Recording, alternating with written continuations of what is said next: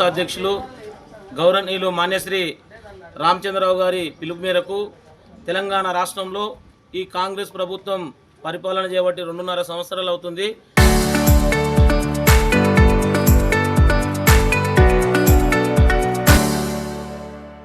ఏదైతే ప్రజలకు హామీగా ఇచ్చారో ఆ గ్యారెంట్లు అవి ఈనాటి వరకు సక్రమంగా నెరవేరలేదు. సోదరులు శ్రీనివాసరెడ్డి గారు చెప్పినట్ల రైతులకు, మహిళలకు, నిరుద్యోగులకు, విద్యార్థులకు ఎవరు కూడా వారు చెప్పిన హామీలు ఈరోజు వరకు సక్రమంగా నిర్వహించలేదు. ఈ ప్రభుత్వం ఎట్టుపోతుంది అనేది ఈరోజు కొత్తకోట మండల పట్టణ శాఖ ద్వారా మేము ప్రశ్నించదలుచుకున్నాం. ఏదైతే ఇంతకుముందు గతంలో తెలంగాణ రాష్ట్రం ఏర్పడకముందు ఉమ్మడి ఆంధ్రప్రదేశ్లో ఈ కాంగ్రెస్ ప్రభుత్వం పరిపాలన చేసింది. అదే రకంగా తెలంగాణ రాష్ట్రం వచ్చి రెండో ప్రభుత్వంగా పరిపాలన చేస్తే నిధులున్నా నియమాలున్నా ఈ రేవంత్ రెడ్డి గారు చేయలేకపోతున్నాడు.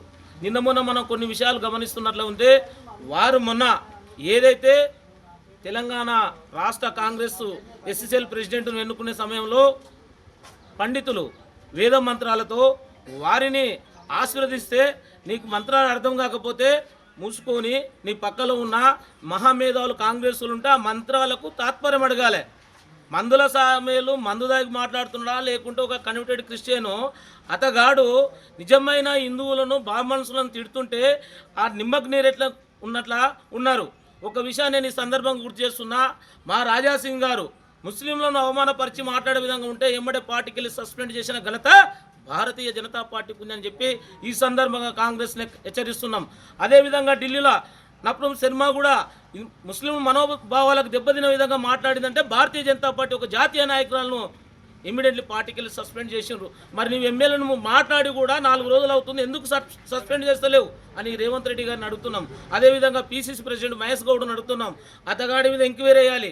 నిజమైన హిందువా లేకుంటే ఎస్సీ సర్టిఫికేట్ మీద దొంగతనంగా గెలిచిండా? నిజంగా దొంగతనంగా గెలిస్తే డాక్టర్ బిఆర్ అంబేద్కర్ గారిని నిజంగా నువ్వు గౌరవించినట్లయితే అంబేద్కర్ గారు ఏమన్నా క్రిస్టియన్లను ఎస్సీ సర్టిఫికేట్ మీద రిజర్వేషన్ మీద పోటీ చేయమన్నాడా?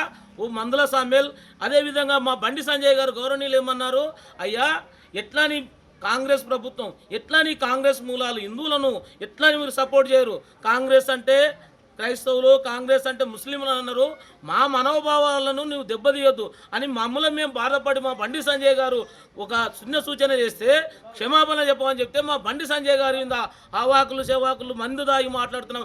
మందుల సామేల్ గారికి చదువుకున్నాడో లేదో మాకైతే తెలియదు, కానీ నీకు సంస్కారం ఉంటే నిజంగా నువ్వు డాక్టర్ బిఆర్ అంబేద్కర్ గారు రాసిన రాజ్యాంగాన్ని నువ్వు గౌరవిస్తే ఖచ్చితంగా నువ్వు ఎమ్మడే ఎమ్మెల్యేకు రాజీనామా చేసి ఆ కాంగ్రెస్ పార్టీ సస్పెండ్ చేయాలని చెప్పి సభాముఖంగా అదేవిధంగా ఇక్కడ నుంచి మేము కొత్తకోట పట్టణ శాఖ మండల శాఖ హెచ్చరిస్తున్నామని కోరుకుంటూ జై హింద్, జై భారత్ మాత. పార్టీ పిలుపు మేరకు ఏదైతే కాంగ్రెస్ ప్రభుత్వం ఎన్నికల ముందు ఇచ్చిన 6 గ్యారంటీలు 420 హామీలు ఏదైతే ఇచ్చారో దాంట్లో ఏ ఒక్కటి కూడా అమలు చేయకుండా ఒక ఉచిత బస్సు మాత్రమే ఇచ్చి ఈ ప్రభుత్వాన్ని నెట్టుకొస్తుంది. మరి ఇచ్చిన 6 గ్యారంటీలలో ఒకటి ఇచ్చి మిగతా గ్యారంటీలు ఏమైనా ఈ రోజు వరకు తేల్చలేదు. మరి ఆ తర్వాత రైతులకు ఏదైతే 2 లక్షల రుణమాఫీ చేస్తామని చెప్పిన ప్రభుత్వం నేటికి ఒక 25% రైతులకు మాత్రమే రుణమాఫీ చేసి ఇంకా 70% మంది రైతులకు ఇప్పటి వరకు రుణమాఫీ కాలేదు. అదేవిధంగా బోనస్ ఏదైతే క్వింటాలకు 500 ఇస్తామన్నారో అది కూడా కొంతమంది రైతులకు ఇంకా రాలేదు. ఆ తర్వాత మహిళలకు 2500 ఆర్థిక సాయం చేస్తాం ఒంటరి మహిళలకు అన్నది ఈ రోజు వరకు కూడా ఇవ్వలేదు. ఆ తర్వాత ఏదైతే రైతులకు పంటల బీమా సౌకర్యం కేంద్ర ప్రభుత్వం వాటాగా 4%, రాష్ట్ర ప్రభుత్వం వాటాగా 3% ఇచ్చేది ఇంతవరకు అది అమలు చేయలేదు, రాష్ట్ర ప్రభుత్వం ఇంప్లిమెంట్ చేయలేదు. దానివల్ల కూడా రైతులు పంట నష్టపోయి చాలా ఇబ్బందుల పాలవుతున్నారు.